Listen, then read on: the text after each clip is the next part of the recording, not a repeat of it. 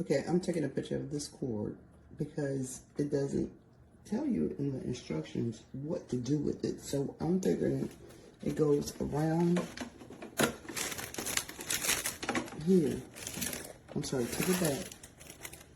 And somehow, some way, I'm gonna have to get something to pin these two right here. But other than that, that's how it looks.